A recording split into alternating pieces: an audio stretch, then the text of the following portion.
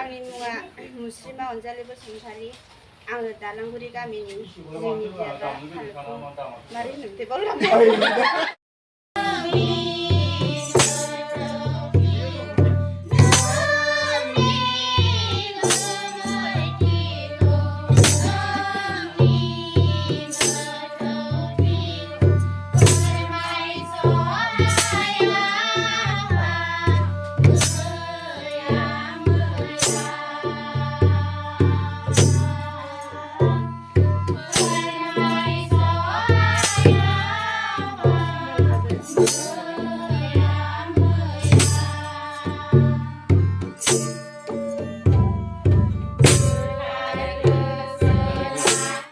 सनितपुर जिल्लानि सिङाव थानाय बालुफुं बियाबनि जानानै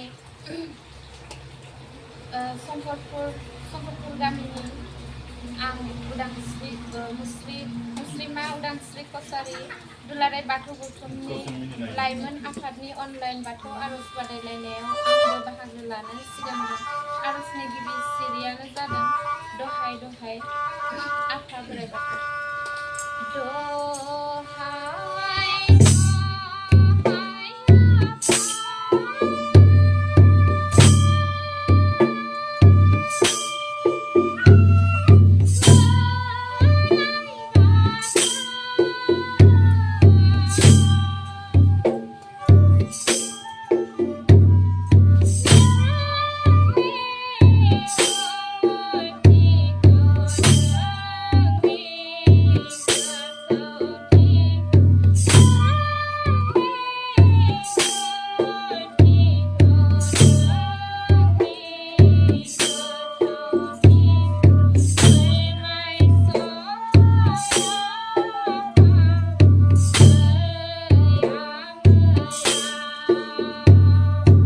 खुलुमबाय।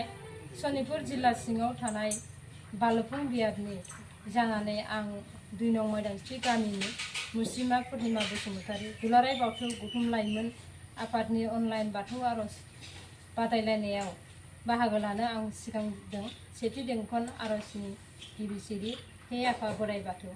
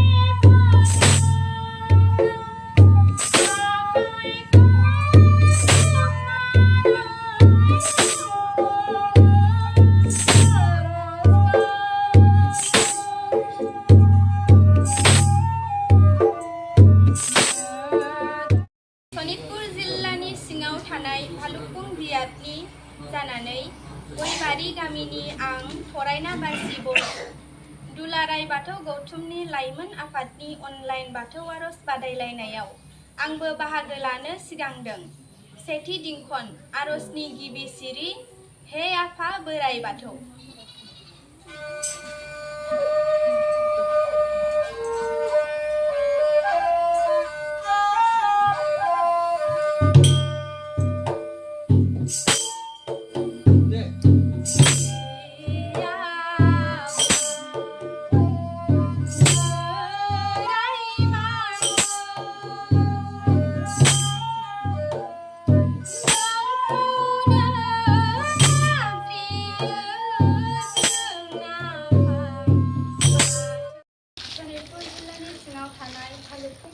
जानानै गयबारि गामिनिफ्राय आं फरायना लोखि बसुमतारी दुलाराय बाथौ गौथुम लाइमोन आफादनि अनलाइन बाथौ आर'ज बादायलायनायाव आंबो बाहागो लानो सिगांदों। बेंखन आरो गिबि बिसिरि दहाय आफा बोराइ बाथौ।